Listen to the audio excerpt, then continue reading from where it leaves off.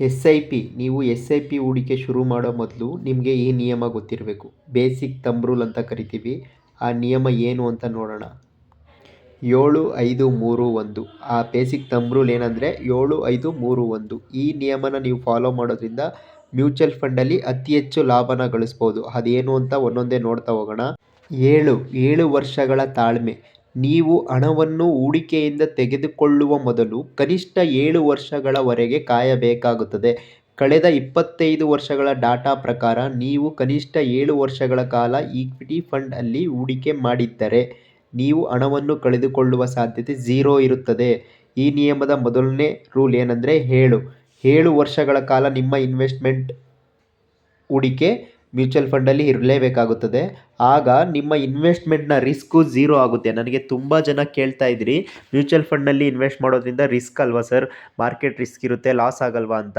ನಾನು ಯಾವಾಗಲೂ ನಿಮಗೆ ಲಾಂಗ್ ಟರ್ಮ್ ಇನ್ವೆಸ್ಟ್ಮೆಂಟ್ ಮಾಡಬೇಕು ಅಂತ ಪದೇ ಪದೇ ಯಾಕೆ ಹೇಳ್ತಾ ಇದ್ದೆ ಅಂದರೆ, ಕನಿಷ್ಠ ನೀವು ಇವತ್ತೇ ನಿರ್ಧಾರ ಮಾಡಬೇಕು, 7 ವರ್ಷಗಳ ಕಾಲ ನಾನು ಸತತವಾಗಿ ಇನ್ವೆಸ್ಟ್ ಮಾಡ್ತೀನಿ, ಅಲ್ಲಿಂದ ಯಾವುದೇ ಎಕ್ಸ್ಪೆಕ್ಟೇಷನ್ ನನಗೆ ಇರಲ್ಲ ಅಂತ ಅಂದ್ಕೊಂಡು ಮಾಡೋದ್ರಿಂದ ನೀವು ರಿಸ್ಕ್ ಫ್ರೀ 0 ರಿಸ್ಕ್ಗೆ ಬರ್ತೀರಿ. 7-5-3-1 ಈ ನಿಯಮದ 7ರ ಬಗ್ಗೆ ತಿಳ್ಕೊಂಡ್ವಿ. ಈಗ 5ರ ಬಗ್ಗೆ ತಿಳ್ಕೊಳ್ಳೋಣ. 5 ಬೆರಳಿನ ನಿಯಮ.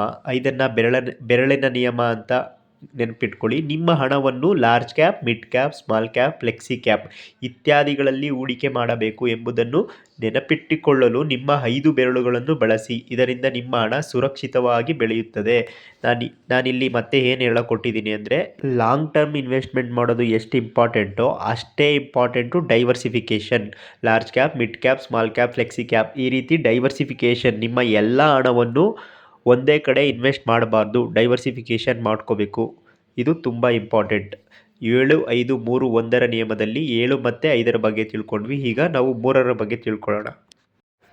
3 ಮಾನಸಿಕ ಸವಾಲುಗಳು, ಮೆಂಟಲ್ ಚಾಲೆಂಜಸ್ ಅಂತ ಏನು ಕರಿತೀವಿ, ನಮ್ಮ ಸೈಕಾಲಜಿ. ಇದರಲ್ಲಿ 3 ಹಂತಗಳು ಬರ್ತಾ ಹೋಗುತ್ತೆ. ನಿರಾಶೆಯ ಹಂತ 7-10% ರಿಟರ್ನ್ ಸಿಗ್ತಾ ಹೋಗುತ್ತೆ. ನಿರೀಕ್ಷೆಗಳನ್ನು ನಿರ್ವಹಿಸಿ, ಮಧ್ಯಮ ಲಾಭಗಳು ಕೂಡ ಪಾಸಿಟಿವ್ ರಿಟರ್ನ್ ಅಂತ ನೆನಪಿಟ್ಕೊಳ್ಳಬೇಕು. ಎರಡನೇದು ಕಿರಿಕಿರಿಯ ಹಂತ 0.7 ಬಿಲೋ 7% ರಿಟರ್ನ್ ಕೊಟ್ಟಾಗ ಮಾರುಕಟ್ಟೆ ಏರಿಳಿತಗಳು ಅಪ್ ಆ್ಯಂಡ್ ಡೌನ್ನ ಸ್ವೀಕರಿಸಬೇಕು, ಅಕ್ಸೆಪ್ಟ್ ಮಾಡಬೇಕು. ಗಾಬರಿಯ ಹಂತ ನೆಗೆಟಿವ್ ರಿಟರ್ನ್ ಅಂದರೆ ನಾವು ಇನ್ವೆಸ್ಟ್ಮೆಂಟ್ ಮಾಡೋಕ್ಕೆ ಶುರು ಮಾಡಿದ್ಮೇಲೆ ಅಥವಾ ಮಾಡಿ ಮಧ್ಯಂತರದಲ್ಲಿ ಯಾವಾಗಾದರೂ ಮಾರ್ಕೆಟ್ ನಮಗೆ ನೆಗೆಟಿವ್ ರಿಟರ್ನ್ ಕೊಟ್ಟಾಗ ಅಥವಾ ಕ್ರ್ಯಾಶಸ್ ಆದಾಗ, ಕರೆಕ್ಷನ್ಸ್ ಆದಾಗ ನಾವು ಶಾಂತವಾಗಿರಬೇಕು, ಅಂದರೆ ಸುಮ್ಮನಿರಬೇಕು. ಅಥವಾ ನಾವು ಇನ್ವೆಸ್ಟರ್ ಆಗಿರೋದ್ರಿಂದ ಖುಷಿಯಿಂದ ಮತ್ತೆ ಫಂಡ್ ಇದ್ದರೆ ಆ್ಯಡ್ ಮಾಡಬೇಕು. ಹೀಗಿದ್ದಾಗಲೇ ನಾವು ಮ್ಯೂಚುವಲ್ ಫಂಡ್ಸಲ್ಲಾಗಲಿ ಮಾರ್ಕೆಟಲ್ಲಾಗಲಿ ಇನ್ವೆಸ್ಟ್ಮೆಂಟ್ ಮಾಡೋದ್ರ ಮೂಲಕ ಲಾಭ ಗಳಿಸೋಕ್ಕೆ ಸಾಧ್ಯ. ಲಾಸ್ಟ್ನೇದು ಪ್ರತಿ ವರ್ಷ ಒಂದು ಸ್ಟೆಪ್ ಅಪ್, ಅಂದರೆ ಒಂದು ನಿರ್ಧಾರ ತಗೋಬೇಕು. ನೀವು ಪ್ರತಿ ವರ್ಷ 10%ನ ಸ್ಟೆಪ್ ಅಪ್ ಮಾಡ್ತೀನಿ ಅಂತ. ಪ್ರತಿ ವರ್ಷ ನೀವು ನಿರ್ದಿಷ್ಟ ಮೊತ್ತ ಅಥವಾ ಶೇಕಡ SIP ಮೊತ್ತವನ್ನು ಹೆಚ್ಚಿಸುವುದು. ಎಕ್ಸಾಂಪಲ್, 5,000 ನೀವು ಇನ್ವೆಸ್ಟ್ ಮಾಡೋಕ್ಕೆ ಶುರು ಮಾಡಿದ್ದೀರಾ ಬೇಸಿಕಲ್ಲಿ ಅಂದರೆ ಫಸ್ಟ್ ವರ್ಷ ಅಂದರೆ, 2ನೇ ವರ್ಷಕ್ಕೆ 10% ₹500 ಜಾಸ್ತಿ ಮಾಡ್ತಾ ಹೋಗೋದು.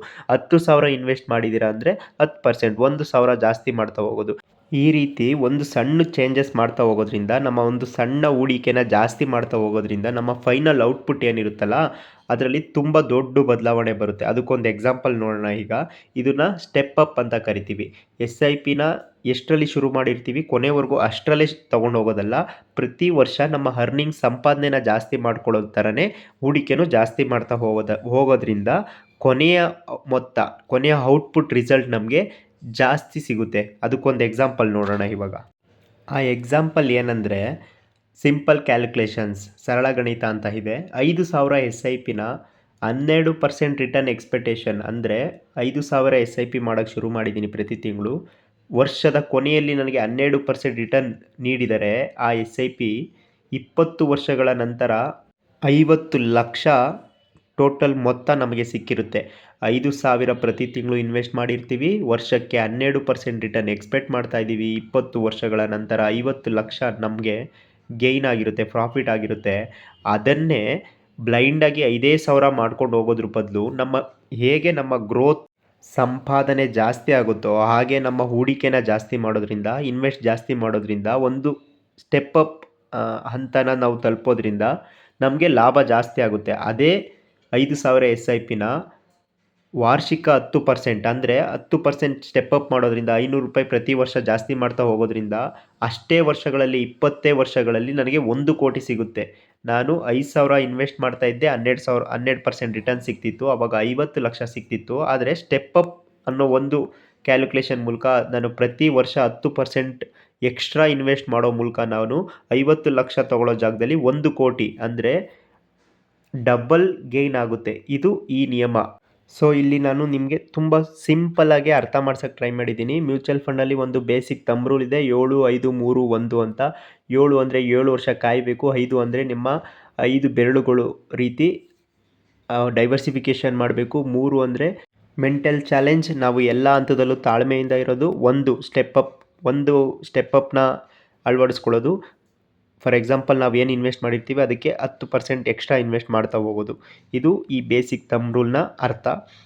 ಸೊ ಎಲ್ಲರೂ ಈ ನಿಯಮನ ಅರ್ಥ ಮಾಡಿಕೊಂಡು ಇವತ್ತಿಂದನೇ ಅಥವಾ ಮುಂದಿನ ತಿಂಗಳಿಂದನೇ ಮ್ಯೂಚುವಲ್ ಫಂಡಲ್ಲಿ ಇನ್ವೆಸ್ಟ್ ಮಾಡೋಕ್ಕೆ ಶುರು ಮಾಡೋದ್ರ ಜೊತೆಗೆ ಈ ನಿಯಮನ ಫಾಲೋ ಮಾಡೋದ್ರಿಂದ ನಾವು ಅತಿ ಹೆಚ್ಚು ಕೊನೆಯ ಮೊತ್ತನ ಗಳಿಸ್ಬೋದು ಅನ್ನೋದನ್ನು ಅರ್ಥ ಮಾಡ್ಕೊಳ್ಳೋಣ. 7, 5, 3, 1 ನಿಯಮದ ಅರ್ಥ ಇದಾಗಿತ್ತು. Thank you.